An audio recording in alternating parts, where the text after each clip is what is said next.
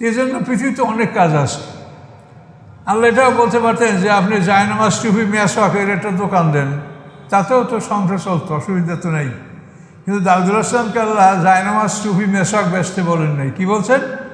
লৌহ পোশাক, লোহার পোশাক নির্মাণ করো, যুদ্ধের পোশাক নির্মাণ করো। তাহলে এই যে জিহাদ ফি সাবিলিল্লাহ, এটা এমন একটা বিষয় যে আল্লাহর কাছে সবচেয়ে প্রিয় আমল, এবং সর্বযুগে আল্লাহ তাআলা এই জিহাদকেই সবচেয়ে পছন্দ আমল হিসেবে তিনি ঘোষণা করেছেন। এবং এই লেবাসুত তাকওয়া, কোরআনে যেটা সূরা আরাফে বলা হয়েছে, লেবাসুত তাকওয়া জালিকা খায়ের, এই তাকওয়ার লেবাস, পরহেজগারির লেবাস, এই তাকওয়ার লেবাস হলো রক্ষাকারী পোশাক। যেই পোশাকে আপনাকে যুদ্ধের মাঠে রক্ষা করে, সেইটা হচ্ছে লেবাসুত তাকওয়া। চ্যানেলটি সাবস্ক্রাইব করে আমাদের সঙ্গেই থাকুন। সম্মানিত সুধীমণ্ডলী, আমরা সূরা আম্বিয়ার ৭৬ নম্বর আয়াত থেকে এখন আলোচনা শুরু করতে যাচ্ছি ইনশাআল্লাহ। আউযু বিল্লাহি মিনাশ শাইতানির রাজিম।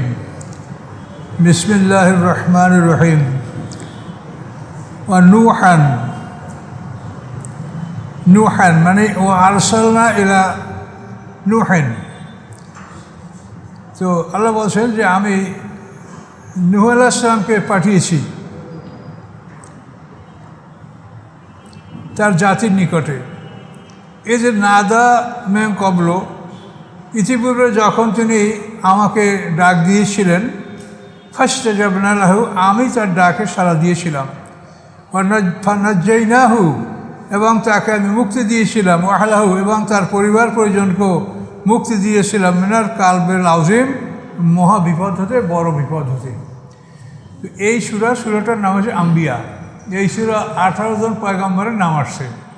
তো খুব সংক্ষেপে আল্লাহ তাআলা কথাগুলো বলেছেন। দেখেন, যদি একজন পয়গম্বরের কথা বিস্তারিত বলা, তাতে একটা সূরা দরকার হয়ে পড়ে। ইউসুফ আলাইহিস সালাম, সূরা ইউসুফ, একটা সূরাই মানে ইউসুফ আলাইহিস সালামের জীবন কাহিনী। তো প্রত্যেক পয়গম্বর জীবনের কাহিনী ওরকম খুব ব্যাপক, কিন্তু আল্লাহ তাআলা এখানে এই সূরার মধ্যে 18 জন পয়গম্বরের জীবন ইতিহাস খুব সংক্ষেপে বলেছেন। আল্লাহ বলেন, আমি নূহ আলাইহিস সালামের কাছে ওই পাঠিয়েছি। তিনি যখন আমাকে ডাক দিলেন, অর্থাৎ পয়গম্বররা যখন আল্লাহর সাহায্য কামনা করে, তখন সেই জাতির ধ্বংসটা নিশ্চিত হয়ে যায়। তখন আল্লাহ তাআলা পয়গম্বরকে সাহায্য করেন এবং সেই জাতিকে ধ্বংস করেন। এটা হলো আল্লাহর সুন্নাত। সুন্নাত মানে নিয়ম, কর্মধারা, পদ্ধতি। আল্লাহ যে পদ্ধতিতে, যে নিয়মে কাজ করেন, সেই নিয়মটাকে সুন্নাত বলা হয়। তো এই সুন্নাতের মধ্যে ফরজ, ওয়াজিব, সুন্নাত, মুস্তাহাবি আছে। সুন্নাত শব্দটা কোরআনে মোট 13 বার আসছে। প্রত্যেকবারই আল্লাহ সুন্নাতের দাবি করছেন। সুন্নাত আল্লাহ, সুন্নাতে না, মানে সুন্নাত আল্লাহর, এটা রাসূলের না। কখনোই যেন কেউ আপনার মনে না করেন যে ফরজ আল্লাহ আর রাসূলের সুন্নাত, এটা কিন্তু না। সমস্ত সুন্নাত আল্লাহর, ফরজ, সুন্নাত সবই আল্লাহর। আল্লাহ রসুল কখনো নিজের পক্ষ থেকে কোনো কথা বলতেন না। ওমা ইয়ানতিকু আনিল হাওয়া, তিনি মনের ইচ্ছায় কোনো কথা বলেন না। ইন হুয়া ইল্লা ওয়াহয়ুন ইউহা, তিনি ওহী, তার কাছে যেটা ওহী করা হয় সেটাই তিনি ব্যক্ত করেন। তাহলে রাসূল কখনো নিজের পক্ষ থেকে কোনো কথা বলেন না। সুন্নাত বলেন, মুস্তাহাব বলেন, সবই আল্লাহর হুকুম। তা আল্লাহ তাআলা এইভাবে স্তরে স্তরে বিধানগুলো আমাদেরকে দিয়েছেন। তো আল্লাহ তাআলা এখানে বলেন, এই যে নাদা মেন কবলু, ইতিপূর্বে যখন সে আল্লাহকে ডাক দিয়েছিল, ফাস্তাজাবনা লাহু, আমি তার ডাকে সাড়া দিয়েছিলাম। ফানাজ্জাইনাহু, আমি তাকে মুক্তি দিয়েছিলাম। ওয়াহলাহু, এবং তার পরিবার পরিজনকেও মুক্তি দিয়েছিলাম। মিনাল কারবেল আযীম, বড় মুসিবত হতে। যে তুফান, যে আরব দেশের মানুষ পান করার জন্য এক গ্লাস পানি পায় না, সেইখানে পাহাড়ের উপরে 40 হাত পানি হয়েছে। কি কুদরত আল্লাহ! দেখেন,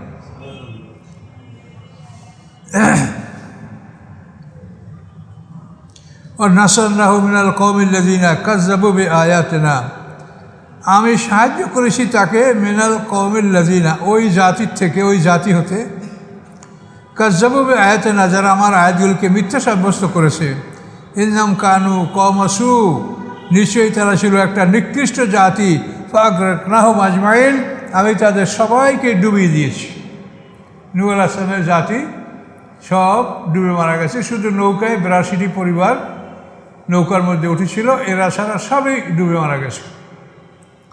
এবং এই নূহ আলাইহিস সালামের প্লাবনের পরে মক্কা অঞ্চলে ইব্রাহিম আলাইহিস সালাম পর্যন্ত আর কোনো জনবসতি ছিল না। নূহ আলাইহিস সালাম থেকে ইব্রাহিম 10 পুরুষ পর্যন্ত মক্কা অঞ্চল বিরান, কাবাঘর ছিল না, হজ হয় নাই, কিছু হয় নাই ওখানে। আদম আলাইহিস সালাম থেকে নূহ আলাইহিস সালাম পর্যন্ত সমস্ত পয়গম্বরদের আবির্ভাব হচ্ছে মক্কা অঞ্চলে। 10 পুরুষ। নূহ আলাইহিস সালামের পিতার নাম লামাক, তার পিতার নাম মতওয়াশা, তার পিতার নাম আকনরু, তার পিতার নাম ইয়ারিদ, তার পিতার নাম মাহারাবিল, তার পিতার নাম কাবেন, তার পিতার নাম বানেশ, তার পিতার নাম শীষ, তার পিতার নাম আদম আলাইহিস সালাম। আদম আলাইহিস সালাম থেকে 10 পুরুষ পর্যন্ত সমস্ত নবীদের আগমন ঘটছে মক্কা অঞ্চলে। আদম আলাইহিস সালাম মক্কায়, তিনি যে আরাফাত ময়দানে জাবলে রহমাত, ওখানে ওই পাহাড়ে আদম আলাইহিস সালাম বসবাস করতেন। তো নূহ আলাইহিস সালামের বন্যার পরে এই অঞ্চলে আর কিছু ছিল না, মুসলমানরা নৌকায় ছিলেন এবং এই 80টি পরিবার নিয়ে বা 82টি পরিবার নিয়ে এই নৌকাটা ভাসতে ভাসতে 6 মাস পর্যন্ত ভাসতে ভাসতে ইরাকের জুদি পাহাড়ে গিয়ে নৌকাটা থামে। আস্তাওয়াত আলাল জুদি কোরআনের ভাষা, অ্যারারুট পর্বতমালার একটা অঞ্চল জুদি, ওখানে নৌকাটা থেমেছিল। তো ওইখানেই দুনিয়ায় যে কটা মানুষ ছিল সব মুসলমান। তো এই মানুষের থেকেই পৃথিবীতে বংশ বিস্তার হয়ে আবার এই পৃথিবী ইহুদি খ্রিস্টান মুশরিক বৌদ্ধ সব এই মুসলমান থেকেই এগুলো সব জন্মেছে। কথা বলতে পারছেন? কিন্তু আপনাদেরকে অনেক সময় দুর্বলতা আপনাদের দেখানো হয় যে তোমাদের পূর্বপুরুষ ছিল হিন্দু, আমরা হিন্দুর থেকে আসি। না, হিন্দুদের পূর্বপুরুষ মুসলমান ছিল, এটা হলো সত্য কথা। আমাদের পূর্বপুরুষরা, হিন্দুদের পূর্বপুরুষ মুসলমান ছিল। তো এইভাবে 10 পুরুষ পর্যন্ত মক্কা অঞ্চলে কোনো লোক নাই। এরপরে নূহ আলাইহিস সালাম যে ইরাকে হিজরত করেছিলেন বেবিলনে, তো ওইখানে নূহ আলাইহিস সালামের 10 পুরুষ পরে জাতির পিতা ইব্রাহিম আলাইহিস সালাম জন্মগ্রহণ করেন ইরাকের বেবিলনে। নমরুদ যেখানে সারা বিশ্বের রাজা ছিল, তার রাজত্ব ছিল ইরাকের বেবিলনে, নমরুদের বাদশাহী। তো ওইখান থেকে ইব্রাহিম আলাইহিস সালাম পরবর্তীতে তার স্ত্রী বিবি হাজেরা এবং পুত্র সন্তান ইসমাইল আলাইহিস সালাম এদেরকে আল্লাহর হুকুমে ওই তিনি যে ইরাকের সিরিয়া অঞ্চলে ছিলেন ওখান থেকে তিনি বিবি হাজেরাকে এবং ইসমাইল আলাইহিস সালামকে মক্কা অঞ্চলে নির্বাসন দিলেন এবং তাদের উসিলায় মক্কা অঞ্চলে জনবসতি হলো। ইসমাইল আলাইহিস সালাম বড় হওয়ার পরে পিতা পুত্র মিলে কাবাঘর নির্মাণ করলেন, ওখানে তিনি কোরবানি করলেন। এই সব কিছু আমরা যে একটা মানে হজের একটা বিরাট স্ট্রাকচার আমরা পাচ্ছি। সাফা মারায় দৌড়েছি কেন? মা হাজেরা পানির জন্য এই 2টা পাহাড়ে দৌড়াদৌড়ি করেছেন। কোরবানি, ইসমাইল আলাইহিস সালামকে এখানে কোরবানি দেওয়া হয়েছে। তারপরে মাকাম ইব্রাহিম, ওটার উপরে দাঁড়িয়ে ইব্রাহিম আলাইহিস সালাম কাবাঘর নির্মাণ করেছেন। তো এই সব কিছুই ইব্রাহিম আলাইহিস সালাম থেকে আবার নূতন করে শুরু হয়েছে এখানে। তো এগুলি আল্লাহ খুব সংক্ষেপে এখানে বলেছেন, তো আমরাও সংক্ষেপে আগেই যাব। আল্লাহ বলেন ওদেরকে আমি ডুবিয়ে দিয়েছি। বন্যার পরে নূহ আলাইহিস সালাম 260 বছর বেঁচে ছিলেন এবং তিনি দাওয়াত দিয়েছেন 50,000 বছর। কোরআনের ভাষা ফাল্লাবিসা ফিহিম আলফা সানাতান ইল্লা 50 আম্মা, 50,000 বছর তিনি দাওয়াত দিয়েছেন মানুষকে। এরপরে নূহ আলাইহিস সালামের পরে আসলেন আল্লাহ ও দাউদ ও সুলাইমানা। দাউদ আলাইহিস সালাম তার পুত্র হচ্ছে সুলাইমান আলাইহিস সালাম। দাউদ আলাইহিস সালাম হলেন রাসূল, 2 নম্বর রাসূল, আর সুলাইমান আলাইহিস সালাম হলেন তার পুত্র। দাউদ আলাইহিস সালামের উপরে যে জাবুর কিতাব নাযিল হয়েছে এটা গ্রিক ভাষায় নাযিল হয়েছিল, আর মুসা আলাইহিস সালামের যে তাওরাত এটা ইব্রানি ভাষায় নাযিল হয়েছিল, আর ঈসা আলাইহিস সালামের উপরে যে ইনজিল এটা সুরিয়ানি ভাষায় নাযিল হয়েছে, আর আমাদের মুহাম্মদ সাল্লাল্লাহু আলাইহি ওয়াসাল্লামের যে কোরআন এটা আরবি ভাষায় নাযিল হয়েছে। 4টা কিতাব 4টা ভাষায় নাযিল হয়েছে। কাজেই যে অঞ্চলে যাকে আল্লাহ নবী পাঠাইছেন সেই অঞ্চলের ভাষায় তাকে আল্লাহ কিতাব দান করছে, যাতে মানুষকে দাওয়াত দিতে সহজ হয়। দাউদ ওয়া সুলাইমানা, দাউদ আলাইহিসসালাম, সুলাইমান আলাইহিসসালাম, এরা দুইজনের ঘটনা কি? এজ ইহাকুমান ফিল হার্স, যখন তারা আদেশ দিচ্ছিলেন একটা ক্ষেতের ব্যাপারে। এজ নাফাসাত ফিহে গানামাল কওমে, যখন রাতের বেলায় প্রবেশ করেছিল ওই ক্ষেতের মধ্যে। নাফাসা মানে রাতে প্রবেশ করা, রাতের বেলায় পশু প্রবেশ করেছিল ফিহে ওই ক্ষেতে। গানামুল কওমে, একটা জাতির বকরি, ছাগল। আল্লাহ বলেন অকুন্না আলী হুকমিম শাহিদিন, আমি ছিলাম তাদের এই ফয়সালার মধ্যে উপস্থিত। মানে তারা যে ফয়সালা দিছে দুই বাপ বেটা, আল্লাহ বলেন আমি সেখানে উপস্থিত ছিলাম। আল্লাহ তো সব জায়গায় উপস্থিত আছেন। ফাফাহামনাহা সুলাইমানা, আমি বুঝিয়ে দিয়েছিলাম ওই বিষয়টা সুলাইমান আলাইহিস সালামকে। মানে ফয়সালাটা কী হবে আল্লাহ বলেন এটা আমি সুলাইমান আলাইহিস সালামকে বুঝিয়ে দিয়েছিলাম। অকুল্লান আতাইনা হুকম ইলমা, উভয়কেই আমি দিয়েছি হিকমত এবং এলেম। তো এখন এই ক্ষেতের বিষয়টা আমরা একটু শুনি। দাউদ আলাইহিস সালামের জমানায় একটা লোকের একবার বকরি একটা লোকের আঙ্গুর বাগানে ঢুকে বাগানের সব আঙ্গুর ফল খেয়ে ফেলেছে, বাগানটা খেয়ে ফেলেছে। খেয়ে ফেলার পরে এখন দুই পক্ষ বাদী বিবাদী, ছাগলওয়ালা, পশুওয়ালা এবং ক্ষেতওয়ালা দাউদ আলাইহিস সালামের কাছে বিচার প্রার্থনা করেছে। তো দাউদ আলাইহিস সালাম খুব সহজেই রায় দিয়ে দিয়েছেন, বাগানের মালিককে ছাগলগুলো দিয়ে দিয়েছেন, আর বাগান দিয়ে দিয়েছেন ছাগলওয়ালাকে। এভাবে তিনি দিয়ে দিয়েছেন যে ছাগল বাগানের মালিক পাবে আর বাগানটা ছাগলওয়ালা, এই রায় দিয়েছেন। এখন উনি বাদশাহ এবং একদিকে রাসূল এবং আর একদিকে তিনি রাজা। দাউদ আলাইহিস সালাম তো একসঙ্গে নবুয়ত এবং বাদশাহী দুটা তাকে দেওয়া হয়েছে, এর আগে তো এটা আলাদা আলাদা ছিল। নবী হতো একজন, ও তার অধীনে রাজা হতো আর একজন। তো এই বিষয়টা সুলাইমান আলাইহিস সালামের কাছে যখন আসলো, সে ছেলে 12-13 বছর বয়সে, তখন সুলাইমান আলাইহিস সালাম তাদেরকে বললেন যে কি রায় দিয়েছে রাজা, কি ফয়সালা দিয়েছে। তো বললেন এইভাবে যে বাগানের মালিককে ছাগল দিয়েছে আর ছাগল দিয়েছে, বাগান দিয়েছে ছাগলের মালিককে। তো সুলাইমান আলাইহিস সালাম বললেন যে আপনারা যে রাজাকে বলেন যে আপনার ছেলে এই বিষয়টা একটু পুনরায় বিবেচনা করতে চায়, আপনি অনুমতি দিলে। তখন ওরা বলছে যে আপনার ছেলে সুলাইমান আলাইহিস সালাম এই বিষয়টা একটু রিভিউ করতে চায়, পুনরায় বিবেচনা করতে চায়, মানে করুন। তখন সুলাইমান আলাইহিস সালাম বললেন যে এইটা বিষয়টা এভাবে হলে ভালো হয় যে ছাগলের মালিককে সাময়িকভাবে বাগানটা দিয়ে দেওয়া হোক এবং উনি ওই বাগানের পানি দিবে, মাটি দিবে, বাগানের যত্ন করবে। এভাবে আস্তে আস্তে বাগানটা পূর্বের অবস্থায় ফিরে আসবে। এই পরিমাণ সময় বাগানটা ছাগলের মালিককে দেওয়া হোক, আর এই সময়ের মধ্যে ছাগলগুলিও বাগানের মালিককে দেওয়া হোক, যাতে সে ছাগলের দুধ খেতে পারে, উপকৃত হতে পারে। তো সে ওই ছাগলের দুধ খাবে আর বাগানের মালিক সে ওই বাগানটাকে যত্ন করে ওটাকে পূর্বের অবস্থায় ফিরিয়ে আনবে।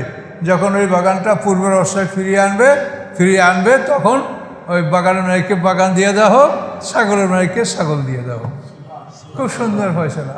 আল্লাহ বলেন ফাফাহামনাহা সুলাইমানা, যে সুলাইমান আলাইহিস সালামকে আমি এই বিষয়টা বুঝিয়ে দিয়েছিলাম, তিনি এটা সঠিক ফয়সালা দিয়েছিলেন। তো এই নাফাসা শব্দের অর্থ হলো রাতের বেলায় পশু কোনো বাগানে প্রবেশ করা। আইন হলো, ইসলামের বিধান হলো যে রাতের বেলায় পশুর মালিক পশু আটকে রাখবে, আর দিনের বেলায় পশু মুক্ত থাকবে। বাগানের মালিক দিনের বেলায় বাগান পাহারা দিয়ে রাখবে। এটা হলো আইন। দিনের বেলায় আপনার ধানের ক্ষেত, আমের ক্ষেত, যেটাই হোক, এটা বাগানের মালিক দিনে পাহারা দিবে, আর পশু যারা পালে তারা রাতের বেলায় পশু আটকে রাখবে, রাত্রে পশু খোলা রাখবে না। এটা হলো আইন। এই আইন অনুযায়ী সুলাইমান আলাইহিস সালাম এর রায় দিয়েছিলেন।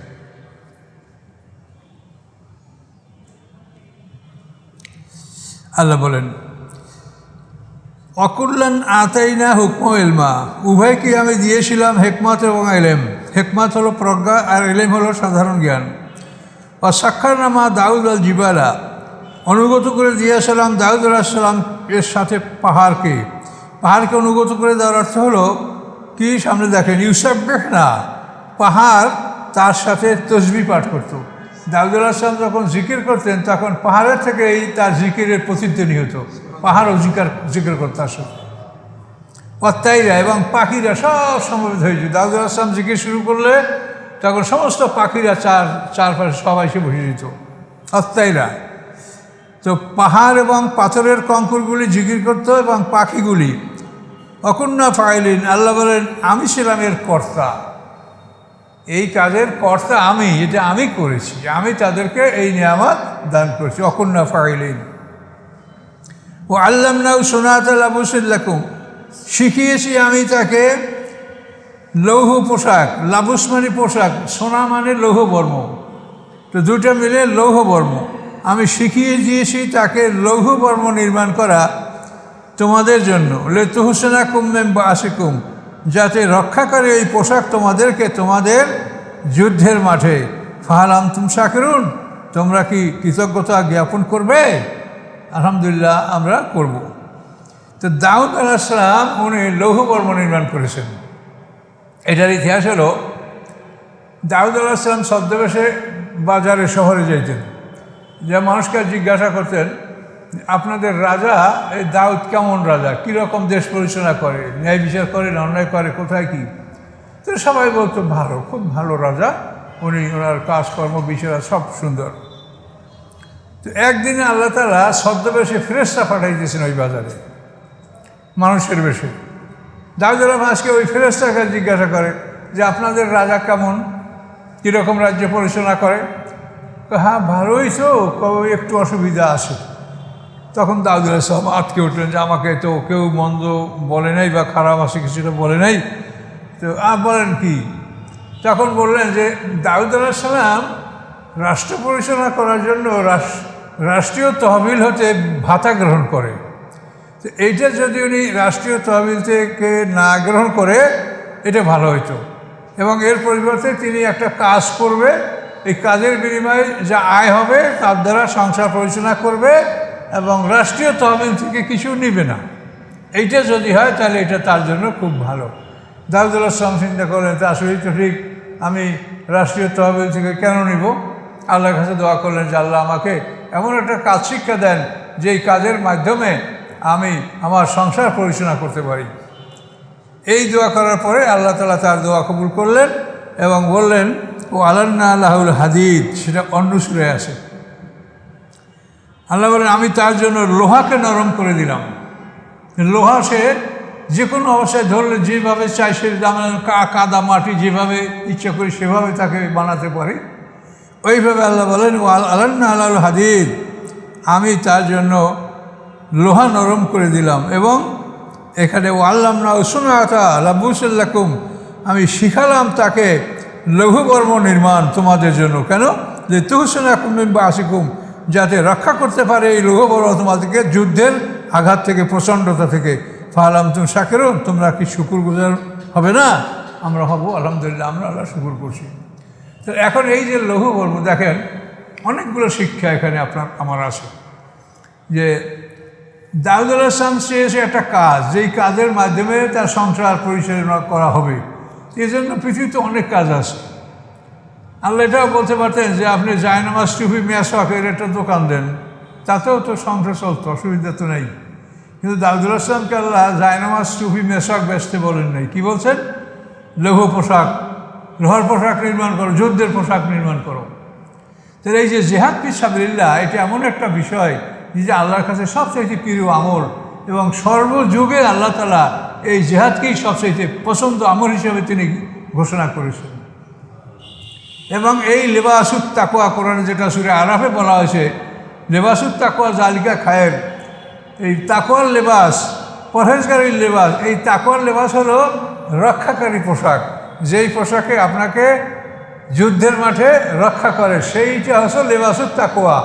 কিন্তু আমরা কিন্তু ওই ছোটোবেলায় পড়ছি লেবাসুত তাকওয়া মানে সুন্নতি জামা, সুন্নতি জামা, পাজামা, পাগড়ি, এটা লেবাসুত তাকওয়া। সেইটা লেবাসুত তাকওয়া না। লেবাসুত তাকওয়া হলো রক্ষা, তাকওয়া শব্দের অর্থই হলো রক্ষা করা। আপনি তাকওয়া বলার অর্থ কি? আপনি এমনভাবে চলবেন যে আপনি যেন আপনার শরীরে কাদা না লাগে, ময়লা না লাগে, কাটার আসর না লাগে, আপনি যেরকম নিজেকে বাঁচিয়ে বাঁচিয়ে চলবেন, এটার নাম হচ্ছে তাকওয়া। তা লেবাসুত তাকওয়া হলো রক্ষাকারী পোশাক, যেই পোশাকে এই যে বুলেট প্রুফ পোশাক পরে দেখেন না বড় বড় আসামিদেরকে কোর্টে তোলে, এগুলি হচ্ছে লেবাসুত তাকওয়া। এভাবে রোদ বৃষ্টি এর থেকে যে পোশাকে আপনাকে রক্ষা করে সেগুলোও লেবাসুত তাকওয়া। কিন্তু যুদ্ধের বর্মটা এটা সবচেয়ে মানে ভালো এবং এটা 1 নম্বর। এটা সূরা সম্ভবত নামলের 80 নম্বর আয়াতে আছে। এই লেবাসুত তাকওয়ার স্পষ্ট বিবরণ আছে। এটার অর্থ হলো লোহার মানে যুদ্ধের পোশাক, যুদ্ধে যে পোশাকে আপনাকে রক্ষা করে সেইটা হচ্ছে লেবাসুত তাকওয়া।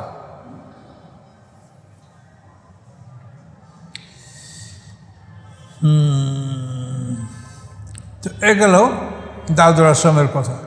এখন অলি সুলাইমান আর রিহা, আল্লাহ বলেন আমি বাধ্য করেছি, দান করেছি আমি সুলাইমান আলাইহিস সালামের জন্য বাতাসকে।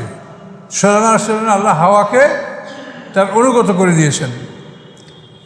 আসিফাতান মানে দ্রুত সবেগে প্রবাহিত হওয়া, প্রবল বাতাস। এই প্রবল বাতাসকে সুলাইমান আলাইহিস সালামের জন্য আল্লাহ তাআলা অনুগত করে দিয়েছেন। তাজিবে আমরিহি, এই বাতাস প্রবাহিত হতো তার হুকুমে। সুলাইমান আলাইহিস সালামের হুকুমে বাতাস প্রবাহিত হতো। কোথায়? এলাল আরদিল্লাতি বারাকনা ফিহা, ওই জমিনের প্রতি যেই জমিনে আমি বরকত দান করেছি। এই জমিনের দিকে সুলাইমান আলাইহিস সালাম যখন তার সিংহাসনে আরোহণ করে বাতাসকে আদেশ দিতেন, তখন বাতাস তাকে সেই বরকতওয়ালা জমিনে নিয়ে যেত। তো এই সুলাইমান আলাইহিস সালামের সফর সম্বন্ধে কোরআনের সূরা নামল, তারপর সাবা, এই সূরাগুলোর মধ্যে বিবরণ বিস্তারিত আছে। এর সাথে বেশি আলোচনা আছে সেখানে, সাবা এবং নামলের মধ্যে। তো সুলাইমান আলাইহিস সালামকে আল্লাহ তাআলা এই হাওয়ার তত্ত্ব দান করেছেন। আল্লাহ অকুন্না বিকুল্লি শাইইন আলিম, আমি সব বিষয় সম্পর্কে আমি অবগত। তো এইটার ইতিহাস যেটা আমরা তাফসীরে পাই যে সুলাইমান আলাইহিস সালাম কোনো একদিন অপরাহ্নে অর্থাৎ দুপুরের পরে, জোহরের নামাজের পরে, জোহরে আলাইহি বিল আশি এ সফেনাতুল জিয়াদ, 80 মানে অপরাহ্ন, আর সফেনাতুল জিয়াদ হলো উত্তম ঘোড়া। এই মানে ফাউন্ডেশন থেকে এটার অর্থ লেখা হয়েছে মানে ধাবন উদ্যত, মানে যে ঘোড়া দৌড়ানোর জন্য খুব করে মানে ছটফট করে, এটাকে ধাবন উদ্ধত। ওরা খুব কঠিন বাংলা ব্যবহার করছে, কিন্তু আমি এটা তর্জমা করেছি উত্তম ঘোড়া। উত্তম ঘোড়া কী ঘোড়া? তার ব্যাখ্যা হলো যে ঘোড়া 3 পায়ে ভর করে 1 পা বাঁকা করে ঘুমায়, শোয় না। 3 পায়ে ভর করে 1 পা বাঁকা করে দাঁড়িয়ে দাঁড়িয়ে ঘুমায়। এই ঘোড়াগুলাকে সফেনাতুল জিয়াদ বলা হয়, উত্তম ঘোড়া। তো সুলাইমান আলাইহিস সালাম তার সিংহাসনে বসা, তিনি তার বাহিনীকে বললেন যে আমি আমার পিতার নিকট থেকে 1000 ঘোড়া ওয়ারিশ সূত্রে, উত্তরাধিকার সূত্রে লাভ করেছি, এইগুলো আমাকে দেখাও। তো এক একটা ঘোড়া দেখাচ্ছে নিয়ে যাচ্ছে, এক একটা করে দেখাচ্ছে নিয়ে আসছে। এই ঘোড়া দেখতে দেখতে হাত্তা তাওয়ারাত বেল হেজাব, কোরআনের ভাষা, যে সূর্যটা পর্দার আড়ালে চলে গেল। সূর্য তো ডোবে না, সূর্য তো পর্দার আড়ালে, অর্থাৎ পাহাড় পর্বত গাছপালাই আমাদের চোখের অদৃশ্য হয়, এবং এই পৃথিবী গোলাকার হওয়ার কারণে ওই আরও নিচে চলে গেলে আমরা দেখতে পাই না, কিন্তু সূর্য তো ঠিকই আছে। তো এই সূর্য পর্দার আড়ালে চলে গেল। এই পর্দাটা চলে যাওয়ার পরে সুলাইমান আলাইহিস সালাম খুব অস্থির হয়ে গেলেন যে আমি নামাজ, ইন্নী আহবাবতু হুব্বাল খায়রি আন যিকরি রাব্বি, যে আমি রবের স্মরণ, এই রবের স্মরণ থেকে আমি বিমুখ হলাম, বঞ্চিত হলাম এই ঘোড়ার কারণে। তখন বললেন রুদ্দুহা, এই ঘোড়া ফিরিয়ে নাও। ফাতাফাকা মাসসাম বিসুকি ওয়াল আনাক, তিনি এই ঘোড়াগুলাকে গলা কেটে পা কেটে এগুলিকে জবে করতে লাগলেন। এইভাবে যখন তিনি অনেকগুলি ঘোড়া জবে করলেন, তখন আল্লাহ তাআলা তার প্রতি সদয় হলেন এবং তাকে ডাক দিয়ে বললেন যে সুলাইমান আলাইহিস সালাম, তোমাকে আমি ডুবন্ত সূর্য ফিরিয়ে দেব, তুমি নামাজ পড়বে, তারপর সূর্য ডুববে, তুমি ঘোড়াগুলোকে হত্যা করো না। এই সুলাইমান আলাইহিস সালামকে আল্লাহ তাআলা এই নিয়ামত দান করেছেন। নিয়ামত দান করার পরে তিনি ঘোড়া হত্যা করলেন না, আসরের নামাজ পড়লেন এবং আল্লাহ উপরন্তু নিয়ামত দিলেন এই যে তোমাকে আর ঘোড়ায় চড়তে হবে না, আমি তার সাথে দ্রুত যান তোমার জন্য মঞ্জুর করলাম, যে হাওয়ার তখ্ত তোমার সিংহাসনে তুমি সবাইকে নিয়ে বলবে, বিশাল সিংহাসন, মানে মানে এক ফর্সাকে বলা হয়, মানে 2 মাইল বাই 2 মাইল, এটা তাফসীর কারকে লিখেছেন, কিন্তু আমরা সে অত বড় কি ছোট আমরা বলবো না, এটা বিশাল। এই বিশাল সিংহাসনে সুলাইমান আলাইহিস সালামের সৈন্যবাহিনী, তারপর তার স্ত্রীগণ, তার নিজের সবাইয়ের আসন, এবং সেখানে তার অন্য অন্য জীব জানোয়ার তাও এই সিংহাসনে তিনি নিতেন। এবং শুধু পানিটা এই সিংহাসনে ছিল না, এছাড়া সব কিছু এই সিংহাসনে ছিল। এই সিংহাসনে চড়ে তিনি এই যে আরদাল্লাতি বারাকা বরকতওয়ালা জমিন, অর্থাৎ তার সিংহাসনটা ছিল সিরিয়ার উজদগরে, এখানে তার রাজধানী ছিল সুলাইমান আলাইহিস সালামের, তিনি সারা বিশ্বের রাজা ছিলেন। তো এখান থেকে সুলাইমান আলাইহিস সালাম মক্কা অঞ্চল সফর করেছেন, তো সেখান থেকে মারিব শহর সফর করেছেন, সেখান তিনি সাবা গিয়েছেন, এই সাবা থেকে রানী বিলকিসের দেশ এই সাবা, এখানে তিনি এখান পর্যন্ত তিনি সফর করেছেন, যেটা কোরআনে অন্য সূরার মধ্যে, সূরা নামলের মধ্যে এটা আরও বিস্তারিত আছে। তো এখানে আমরা শুধু এতটুকু পাচ্ছি যে সুলাইমান আলাইহিস সালামকে আল্লাহ তাআলা মানে হাওয়া, মানে যে বাতাসটা আসে পাতান, মানে সবেগে চলে যে বাতাস, এই বাতাসটার জন্য সুলাইমান আলাইহিস সালামের জন্য আল্লাহ তাআলা অনুগত করে দিলেন প্রবল বাতাস, ইলাল আরদিল্লাতি বারাকনা ফিহা, এবং এই হাওয়ার তখ্তে তিনি ওই জমিনে সফর করতেন আমি যেই জমিনে বরকত দিয়েছিলাম। অর্থাৎ এখান থেকে এই সিংহাসনে চড়ে তিনি মক্কা গিয়েছিলেন, মক্কা অঞ্চলে তিনি কাবাঘর তওয়াফ করেছেন, বহুদিন সেখানে অবস্থান করছেন, সেখান থেকে তিনি ইয়ামানের মারিব শহরে গেছেন। এভাবে সুলাইমান আলাইহিস সালাম এই বরকতওয়ালা জমিনগুলিতে সফর করেছেন। এরপরে রানী বিলকিসের সাথে তার যে লেনদেন হয়েছে সেটা সূরার নামলে আমরা বিস্তারিত পাব।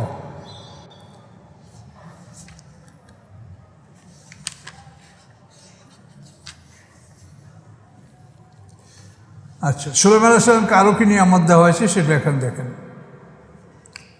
অমিনার শায়াতিনে, শয়তানের মধ্যে হতে, শয়তান মানে জিন জাতি, জিনের একটা দল, অমিনার শায়াতিনে, এবং শয়তানের মধ্যে হতে মাইয়া গৌসুন আলাহু, যারা সুলাইমান আলাইহিস সালামের জন্য সমুদ্রে ডুব দিত, ডুব দিয়া সমুদ্রের মধ্যে থেকে মণি, মুক্তা, নীলকান্ত, মণি, প্রবাল এগুলি তারা সমুদ্র থেকে সংগ্রহ করত, জিন শয়তানেরা। ইয়া গৌসুন, তার জন্য সমুদ্রে ডুব দিত। ওয়া মালুনা আমালান দুনা জালেক, এবং এছাড়া তারা আরও অন্য অন্য কাজ করত, বড় বড় অট্টালিকা নির্মাণ করা, তারপরে কুদুরের রাশিয়াত, মানে বড় বড় ড্যাক, যেই ড্যাকগুলি উঠানো যায় না, সে ড্যাক স্থাপন করাই থাকে, তার ভিতরে সিঁড়ি দিয়া মানুষ ওঠে, সিঁড়ি দিয়া নামে এবং খাদ্য তোলে, এরকম বড় বড় ড্যাক, কুদুরের রাশিয়াত। তারপরে বড় বড় থালা, একটা থালায় 1000 মানুষ একসঙ্গে খাইতে পারত। এগুলি সুলাইমান আলাইহিস সালামের জন্য জিনেরা তৈরি করত। জেফান এন্ড কাল জওয়াব, অর্থাৎ বড় বড় বর্তন, কুয়ার মতো, পুকুরের মতো এক একটা থালা, তারপর ভাস্কর্য নির্মাণ, এই সব কিছু জিনেরা সুলাইমান আলাইহিস সালামের আদেশে এই কাজগুলো করত। অকুন্না লাহুম হাফিজিন, আল্লাহ বলেন তাদের হেফাজতকারী ছিলাম আমি।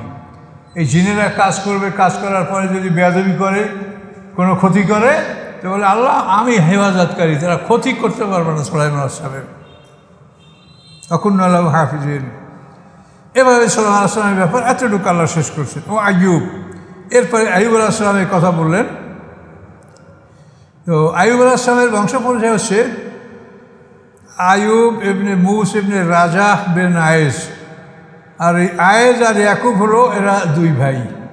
ইসহাক আলাইহিস সালামের যমজ 2 পুত্র, আয়েজ এবং ইয়াকুব। আয়েজ হলো বড়, এই আয়েজের বংশধর হলো এই আইয়ুব নবী।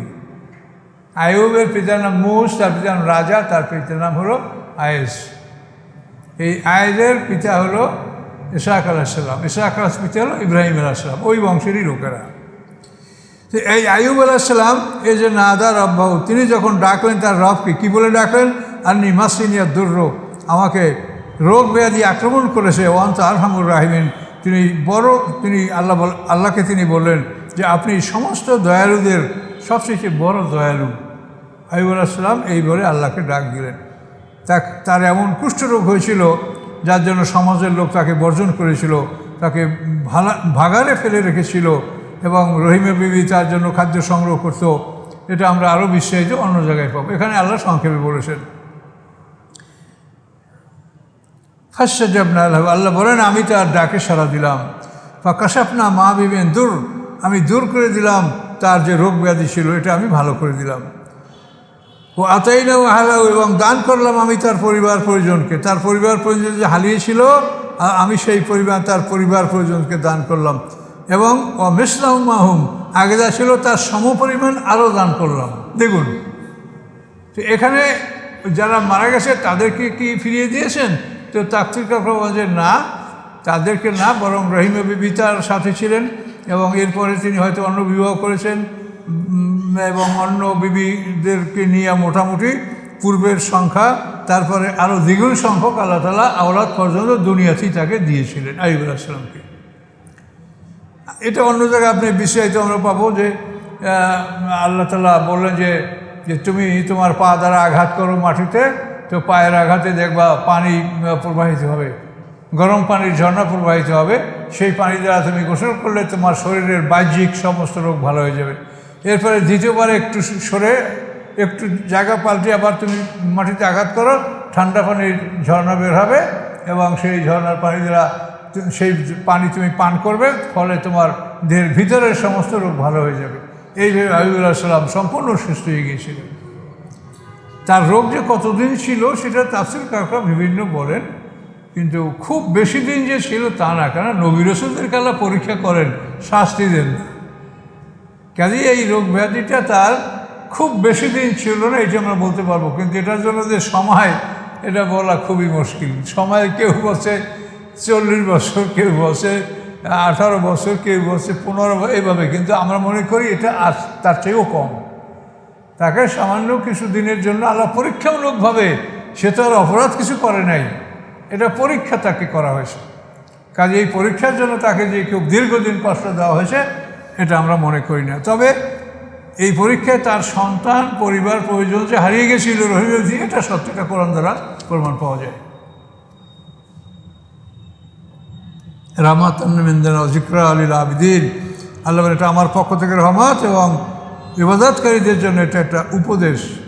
ও ইসমাঈল ওয়া ইদ্রিসা, আর ইসমাঈল আলাইহিস সালামের প্রতি আল্লাহ রিসালাত দান করেছেন, ইদ্রিস আলাইহিস সালামকে দান করেছেন। ইদ্রিস আলাইহিস সালাম তো সিনিয়র পয়গম্বর, মানে ইনি হচ্ছেন নূহ আলাইহিস সালামের উপরের পয়গম্বর ইদ্রিস। জুলকিফল, তো এই জুলকিফল হচ্ছেন ইলিয়াস আলাইহিস সালামের পরে ইয়াসা পয়গম্বর, এই ইয়াসা পয়গম্বরের পরে হলো জুলকিফল। এই পয়গম্বরের কথা এখানে আল্লাহ বলেছেন। কুল্লুম মিনাস সাবিরিন, তারা সবাই ধৈর্যশীল ছিলেন। ওয়াদখালনাহুম ফি রাহমাতিনা, এবং আল্লাহ বলেন তাদের সবাইকে আমি আমার রহমতের মধ্যে প্রবেশ করিয়েছিলাম। ইন্নাহুম মিনাস সালিহিন, নিশ্চয়ই তারা সবাই ছিল সৎকর্মশীলদের অন্তর্ভুক্ত। জান্নুন, এরপরে মাসওয়ালা, এই জান্নুন হলো ইউনূস আলাইহিস সালাম, নুন মানে মা, জান্নুন মানে ওয়ালা, মাসওয়ালা। ইযহাবা মুগাদিবান, যখন তিনি রাগ করে চলে গিয়েছিলেন, ফাজান্না, তিনি ধারণা করেছিলেন, আল্লাহ নাকতারা আলাইহি, যে আমি তার উপরে শাস্তি নির্ধারণ করি নাই, আমি তাকে শাস্তি দেব না, এটা সে মনে ভাবেছিল, কিন্তু পরে সে লজ্জিত হয়েছে। ফির নাদাফি জুলুমাত, সে অন্ধকারের মধ্যে আমাকে ডাক দিয়েছে, কি বলে? আল্লাহ ইলাহা ইল্লা আনতা সুবহানাকা ইন্নী কুনতু মিনাজ জালিমিন, যে নাই কোনো ইলাহ আল্লাহ ছাড়া, হে আল্লাহ আপনি পবিত্রতা আপনার, আমি জালেমদের অন্তর্ভুক্ত। এই বলে যখন তিনি মাছের পেটে বসে ডাক দিলেন, মাছের পেটে সমুদ্রের তলদেশে বসে তিনি নূরের জিকিরের আওয়াজ শুনতে পেয়েছিলেন মাছের পেটে বসিয়া, তখন তিনি এই দোয়া পড়ে আল্লাহর কাছে ক্ষমা চাইলেন, আল্লাহ বলেন ফাস্তাজাবনা লাহু, আমি তার ডাকে সাড়া দিলাম, ওয়ানাজ্জাইনাহু, আমি মুক্তি দিলাম, মিনাল গাম্মে, বিপদ হতে, ওয়া কাযালিকা নুনজিল মুমিনিন, এভাবে আমি মুমিনদেরকে মুক্তি দিয়ে থাকি। এই ইউনূস আলাইহিস সালামের বিষয়টা ছিল যে আল্লাহ তাআলার নিয়ম হলো, আল্লাহ তাআলা কোনো জাতির জন্য যদি শাস্তির ঘোষণা দেন, এই শাস্তি আর প্রত্যাহার করেন না। একটাই ঘটনা সারা পৃথিবীর মুখে, যে ইউনূস আলাইহিস সালামের জাতিকে শাস্তির ঘোষণা দেওয়ার পরে এই শাস্তি প্রত্যাহার করা হয়েছিল। এই ছিল বিষয়টা। ইউনূস আলাইহিস সালাম আল্লাহর পক্ষ থেকে খবর পেলেন যে 3 দিনের মধ্যে তাদের শাস্তি আসবে। তো ইউনূস আলাইহিস সালাম এই খবর জাতিকে জানালেন যে তোমাদের আর সময় নেই, 3 দিন পরে তোমাদের শাস্তি আসবে। তো একদিন পার হয়ে যাওয়ার পরে জনগণ দেখলো যে পয়গম্বর কি তাদের মধ্যে আসে না বের হয়ে গেছে। দেখা যায় পয়গম্বর বের হয়ে গেছে। তখন তারা নিশ্চিত হলো যে পয়গম্বর বের হয়ে গেছে, তখন আমাদের শাস্তি অনিবার্য।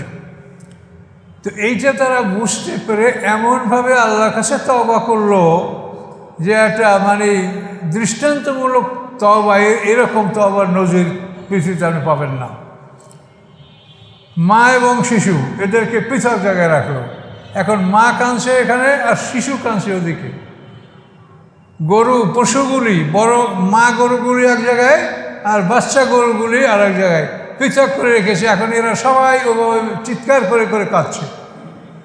এইভাবে একটা অপূর্ব তওবা তারা করেছে। এই তওবার কারণে আল্লাহ তাআলা তাদের শাস্তি প্রত্যাহার করেছেন, কিন্তু ইউনূস আলাইহিস সালাম সেটা জানতেন না। উনি বের হয়ে গেছেন।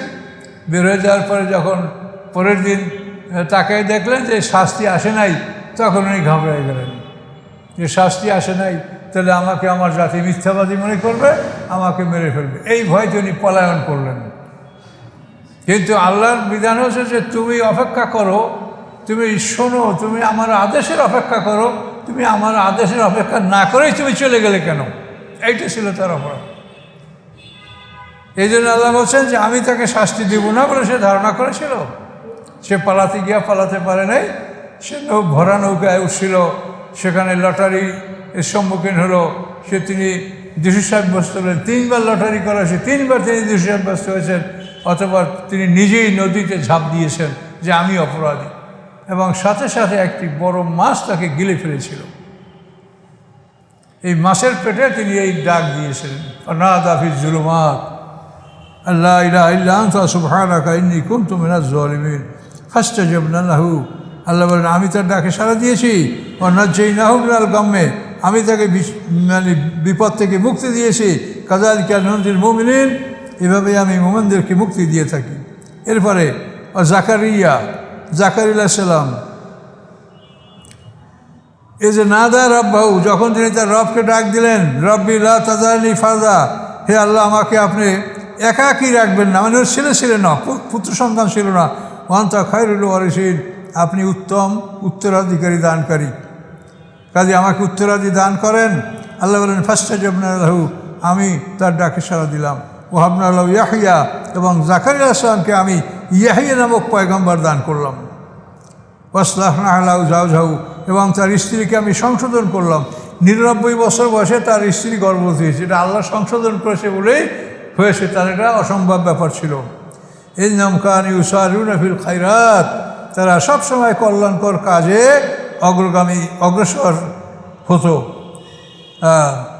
ইয়াদউনা রাগাবা ওয়া রাহমা, এবং সবসময় তারা আমাকে ডাকতো রাগাবা ও রাহবা, মানে অনুগ্রহ সহকারে এবং ভয় সহকারে তারা আমাকে সবসময় ডাকতো। ওয়াকানুল্লানা খাসিন, এবং তারা ছিল আমার উদ্দেশ্যে ভীত। আল্লাতি আহসানাত ফারজাহা, এবং যে সংরক্ষণ করেছে তার লজ্জাস্থান, সে হলো কেটা? মরিয়াম। ফানাফাকনা ফিহা মির রূহিনা, আমি ফুঁকে দিয়েছি তার মধ্যে আমার শক্তি, আমার রুহকে, অর্থাৎ ঈসা আলাইহিস সালামকে। ওয়াজআলনাহা ওয়া ইবনাহা, করেছি আমি তাকে, অর্থাৎ মরিয়ামকে, ওয়া ইবনাহা, এবং তার পুত্রকে, আয়াতাল লিল আলামিন, সারা বিশ্ব জগতের জন্য একটি নিদর্শন যে বিনা বাপে আল্লাহ তাআলা তাকে জন্মিয়েছেন। ইন্না হাযিহি উম্মাতুকুম উম্মাতুন ওয়াহিদা, আল্লাহ এই যে তোমাদেরকে 18 জন পয়গম্বর কথা বলা হলো, এই হচ্ছে তোমাদের উম্মত, এক উম্মত, তোমরা এক দল, তোমরা এক দল। ওয়া আনা রব্বুকুম, আর আমি তোমাদের এক রব, ফাবুদুন, তোমরা আমার ইবাদত করো। তোমরা সবাই এক দল আর আমি তোমাদের এক আল্লাহ, তোমরা আমার ইবাদত করো। কিন্তু তাকাত্তাউ আমরহুম বাইনহুম, এবং তারা নিজেদের মধ্যে তাদের শরিয়াতকে তারা বিভক্ত করে ফেললো। কুল্লুন ইলাইহি রাজিউন, তারা সবাই আমার কাছে ফিরে আসবে। তাহলে এখন দেখেন আল্লাহ তাআলা কোরআনে পরিষ্কার বলছে যে তোমরা দল হলো দুইটা, মোমেন এবং কাফেরের বাইরে কোনো দল নাই। এই দলাদলি যেটা আমরা করি এটা হলো আমাদের নেতাদের কারণে। আপনারা দেখেন এই মসজিদে আজানের পরে যে আপনারা ঢুকলেন, তো আপনারা কেউ জিজ্ঞাসা করছেন যে ইমাম সাহেব কি হানাফি না শাফি না আহলে হাদিস, ইমাম সাহেব কোন দলের, কি জিজ্ঞাসা করছেন কেউ? সবাই আজান হয়েছে, আপনারা নামাজ পড়তে আছেন, আপনারা জানেন যে এখানে ইমাম যেই আছে এসে এশার নামাজ পড়বে, এই জন্য আপনারা সবাই আসছেন। তাহলে আপনাদের দলটা কোথায় থাকলো বলেন? এখানে তো আপনারা হানাফি আছেন, শাফি মুজাব, হানাফি আহলে হাদিস, তারপর পীরপন্থী, যে কোনো ব্যাপার আপনি মুসলমান, আপনি আজানের পরে মসজিদে আসেন, তো আপনার দলটা কোথায়? আপনারা তো দল করছেন না।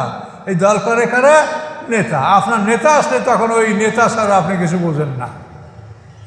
এই দলটা নেতার উপরে নির্ভর, এটা আল্লাহ কোরআনে বলছেন যে এই দলাদলিটা আলেমরা করে। আলেমদের যে নেতৃস্থানীয় আলেম তারা এটা দল করে, তারা এক একজন একটা দল আর এক একটা দলের প্রধান। এদের কি হবে সেটা আল্লাহই ভালো জানেন। তো এই পর্যন্ত আমাদের আলোচনা।